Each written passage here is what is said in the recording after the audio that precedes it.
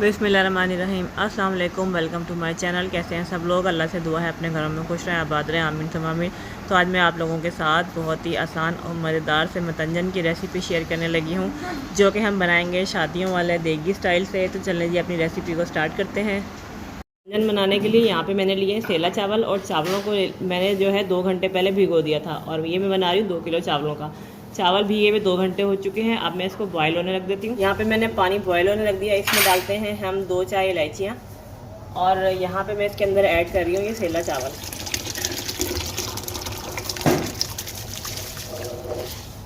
चावलों को बॉयल होने देते हैं, और इनको हमने फुल बॉयल करना है, करनी बिल्कुल भी नहीं छोड़नी है।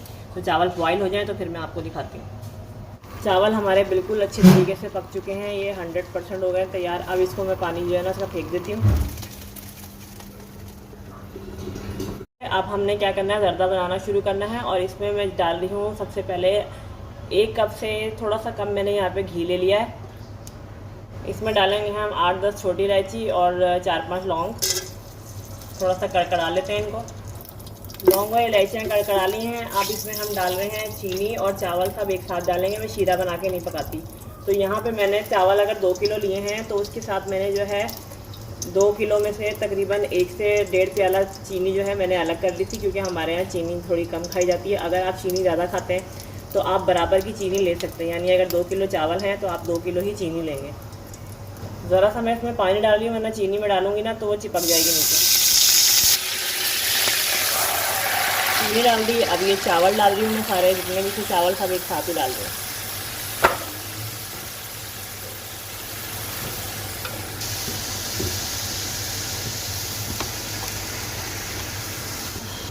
अब इसको जो है अच्छे तरीके से कर लेते हैं मिक्स, ताकि चीनी और चावल यकजान हो जाए। आँच मैंने अभी बिल्कुल स्लो की हुई है इसकी।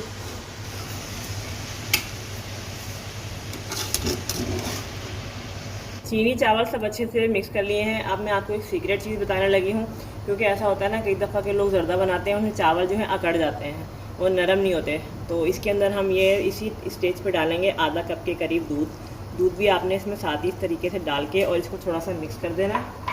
इससे ये होगा कि आप जब भी ज़र्दा बनाएंगे आपके चावल अकड़ेंगे नहीं। अब इसको मैं इस तरीके से थोड़ा सा मिक्स करके और इसको मैं कवर कर रही हूँ।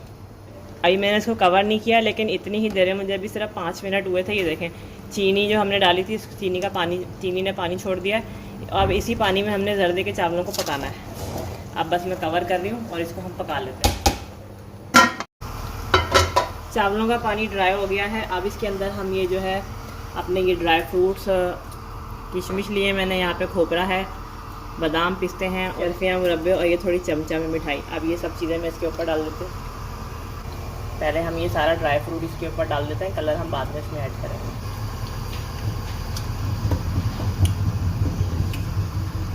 इसमें कलर ऐड करने लगी हूँ, फूड कलर, और ये आपने बिल्कुल थोड़ा थोड़ा सा डालना है, ज़्यादा फूड कलर नहीं डालना, वरना कलर बहुत ख़राब सा हो जाता है। थोड़ा थोड़ा सा हम डालेंगे यहाँ जगह जगह फूड कलर। पहले मैंने रेड फूड कलर डाल दिया इसमें। ये है हमारा ऑरेंज फूड कलर। अब ये आ गया हमारा ग्रीन फूड कलर। अब खुशबू के लिए हम इसके अंदर डाल रहे हैं केवड़ा वाटर, केवड़ा एसेंस, जो भी आपके पास है वो इसमें आप डाल दें। यहाँ मैं 2 टेबल स्पून डाल रही हूँ। ये जो है मैं इसके ऊपर खोया भी ऐड कर रही हूँ। जितनी आप चीज़ें इसके अंदर डालेंगे उतना ही हमारा ये मतंजन मज़ेदार सा बनेगा। अब ये सब कुछ मैंने इसके अंदर डाल दिया है। अब इसको 15 से 20 मिनट बिल्कुल हल्की आंच पे दम में लगाएंगे हम इसको। हमारा ये फर्स्ट क्लास माशाल्लाह से ज़बरदस्त सा जो ज़र्दा है रेडी हो गया। थोड़ी सी मैं इसकी मिक्सिंग करती हूँ अभी। ये देखें बिल्कुल ये ड्राई हो गया। अब मैं इसकी मिक्सिंग करने लगी हूँ और इसको डिश आउट करती हूँ। ठीक है, कलर अगर आपको कम लगता है तो आप और ऐड कर सकते हैं, लेकिन मुझे कलर इतना ही पसंद है इसलिए मैंने कम ऐड किया। तो ये हमारा मज़ेदार सा मतंजन रेडी हो चुका है। और आप लोगों को मेरी रेसिपी पसंद आई हो तो कमेंट्स करके फ़ीडबैक ज़रूर दीजिएगा।